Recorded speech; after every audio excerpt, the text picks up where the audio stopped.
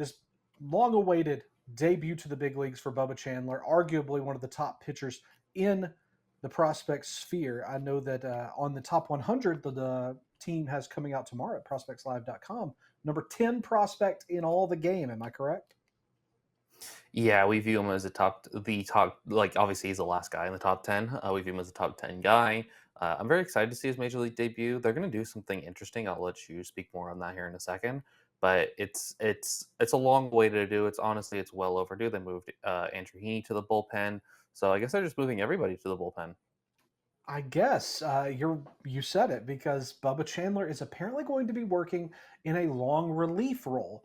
Unusual, certainly, considering that we've seen over the last several seasons big name starting pitching prospects called up and slotted into the rotation as a way to kind of trial by fire them, right? I don't know what Chandler has other than maybe a bit of a subpar season by his own standards to thank for this long relief role. However, if I could speak for Bubba, I'm sure he's just glad to be getting into the show. Thus far, 121 strikeouts, Reese, to only 53 walks in about 100 innings flat. His third straight season with 100 innings for Bubba Chandler. What's he going to bring to the Pirates? And then, as the number 10 prospect in the game per P Live, what's his ceiling going forward? I think his ceiling is a very good SP2. Maybe on a really great team, he's your SP3. If you're rock and roll with him as your SP3, you're doing some fantastic stuff.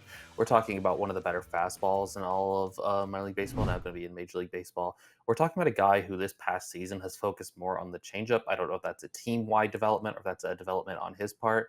And it's performed well. He's getting a whiff 33% of the time he throws a changeup, so it's not bad.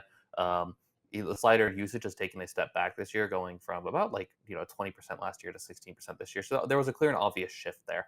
What Pirates fans can expect from him in this short is 2 or 3 innings. Maybe he handles a lineup once, and they use this to kind of control the innings, allow it to be a little bit more controlled, come in certain situations, sort of like Jackson Jobe last year, where he came in and he was, they got to pick and choose which batters they wanted him to face, how they wanted to attack certain batters in the game. So I think it's a good way to break these talented guys into the major leagues.